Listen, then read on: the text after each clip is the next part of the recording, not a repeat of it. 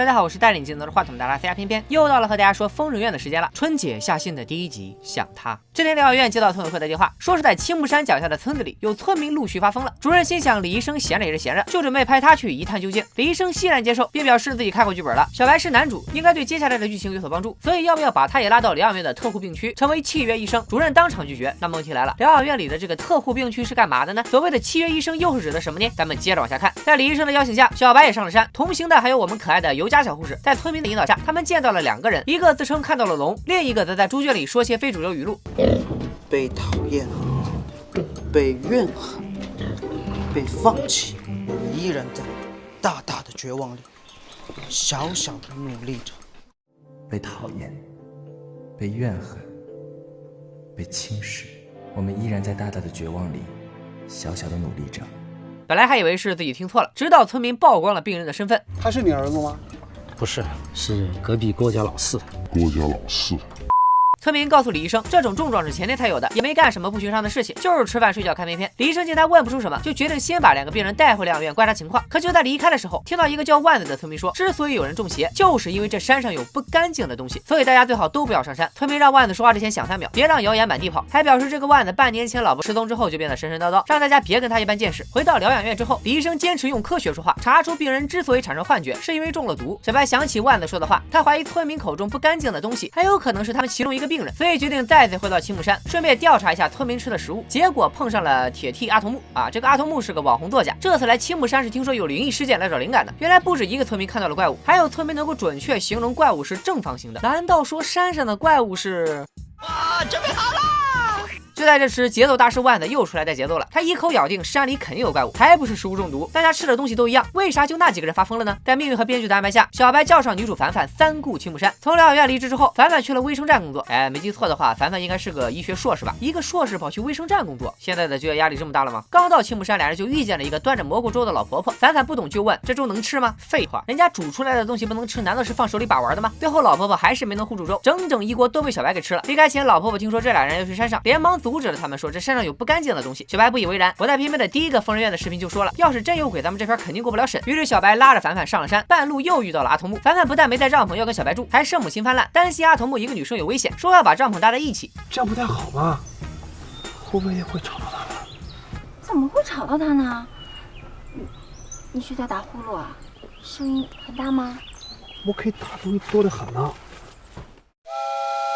俗话说，要想继续往前走，哪能不来一杯酒？小白喝了一杯啤酒壮胆，带着凡凡就上山找怪物了。刚才和村民科普要注意饮食安全的小白，抓起路边的野果子就吃，这就叫做没有贝爷的命啊，却得了贝爷瞎吃的病。镜头一转，小白来到一棵树前，看到树上挂着一根像是用来自杀的绳索，树底下躺着一具尸体。想要告诉凡凡时，结果一转头人都没影了。之后小白就遇到了鬼打墙，怎么都逃不出森林。我找不到，我到不了。小白醒来后，发现自己坐在车里，躺在凡凡的腿上。在现实中哪有这样的好事啊？于是小白断定自己在梦里，还试图通过控梦把开车的阿童木撵出自己的梦。镜头再转，小白出现在对面空投的 G 港，同样遭遇了鬼打墙。突然电话响起，他听到凡凡在叫自己的名字，可是不管怎么回答，电话那头都没有回应。就在这时，一个嘴里插着 rap 的神秘人靠近小白，往他嘴里猛灌不知名的白色液体。镜头再一转，小白出现在了疗养院门口，和李医生来了一个爱的抱抱，场面一度非常盖里盖气。被李医生救醒之后，小白又嚷嚷着就要回到青木山，确认那具尸体是不是自己看花了眼。小白本着便宜不占王八蛋，女主不泡非好汉的原则，再次约凡凡一起上山。从凡凡口中，小白也得知了那天他见鬼的真相。原来小白在吃完野果之后，行为变得诡异，没多久就晕倒了。他遇到的所有鬼打墙都是幻觉。小白以为自己在帅气的控梦，在现实里其实是直接把自己给整吐了。他被人猛灌乳白色的液体，其实是凡凡在给他灌泡开水洗胃。小白和李医生重逢的剧情也远比他想象中的更加盖里盖气。李医生好想你啊！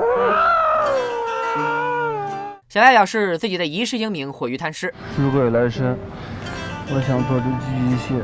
小白前几集智商一直占领高地，现在却不遗余力的秀智商下线，又是吃蘑菇，又是喝酒，最后为了确保自己中毒，还在路边捕了个野果。这背后到底是道德的沦丧，还是导演迫于弹幕的压力，单纯的想升华一下凡凡的智商呢？当然是后者啦。我算是明白了，每一集男女主的智商只能有一个人是在线的。小白、凡凡、阿童木再次上山，结果还真被他们找到了那具尸体。法医检查得知，尸体是女性。凡凡推测死者已经死亡很长一段时间了，所以不可能是疗养院刚逃跑的病人，而且死者应该不是自杀，而是被谋杀的，因为树上的绳子被挂得很高，一个普通女性就算掉块石头也爬不上去。再再加上死者颅骨上有个洞，像是钝器所致，没人会先在自己脑袋上凿洞再上来自杀的吧？这不就是单身狗看片多此一举吗？上了小白中毒之后，凡凡摘了几个小白吃过的野果，交给了医生花叶，结果一切正常。小白这才想到自己吃了老婆婆一锅蘑菇粥，但喝粥的时间和发作的时间间隔很长。李医生科普到，很多食物单吃没毛病，但混在一起吃就会产生毒素，比如馒头就不能和砒霜混着吃。没中过毒难道还没看过朋友圈的文章吗？也就是说，小白之所以中毒，应该是蘑菇粥加上啤酒或者野果的结果。小白又一次回到刑部山调查，看到万子正抱着一张照片痛哭流涕，一问才知道，原来上次在山上发现的尸体是万子他老婆的。就在这时，有2个村民跑过来求救，说他们刚在山上真的看到了怪物。万子看准时机，节奏带的飞起，但老实的村民没玩过狼人杀，不知道带节奏的基本都是暴狼性的发言，此时应该全票出万子，但却都选择信了万子的邪。小白借机抓住万子的手，对他进行了通感，看到了他杀气后把凶器锄头埋在了自家后院。很快，村民就抓住了那个怪物。万子表示千万不要报警，他要亲手给老婆报仇。村民们也纷纷附和，点燃柴火准备烧死怪物。不就是个穿着吉利服的人吗？这有什么好大惊小怪的？所以编剧里是有多爱吃鸡，又是缩圈又是鸡岗，现在还来个穿吉利服的。小白怒了，一股脑把万子的罪行全部给抖了出来。村民根据小白的提示，也确实在万子家的后院挖出了锄头。万子一直散播山里有怪物杀人的谣言，就是为了让大家人心惶惶，不敢进山。本以为这样杀人的事情就不会败露，谁知道碰到了有主角光环的小白。万子被成功上交给警察。小白和凡凡发现那个怪物穿着疗养院的病服，身上还背着一块木板。送回疗养院之后，李医生发现了一件很有意思的事，那就是取下木板之后，病人的背后不仅长满了青苔，还生出了很多蘑菇。李医生把蘑菇采样放进了柜子里，奇怪的是，柜子里还放着小白的血液样本。看来这个李医生果然很可疑啊！他调查小白到底是为了什么？难道跟他在片头说的特护病区以及7月医生有关吗？